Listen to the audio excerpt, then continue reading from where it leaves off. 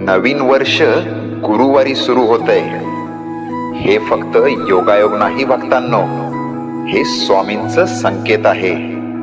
हे नवीन वर्ष तुमच्यासाठी वेगळं आहे, कारण गुरुवार हा गुरुचा दिवस आहे. आणि गुरु जेव्हा सुरुवात करतो तेव्हा अर्धवट राहिलेलं आयुष्य पूर्णत्वाकडे जातं. ज्यांना वाटत होतं माझं काही होणारच नाही, त्यांच्यासाठीच हा गुरुवार आहे.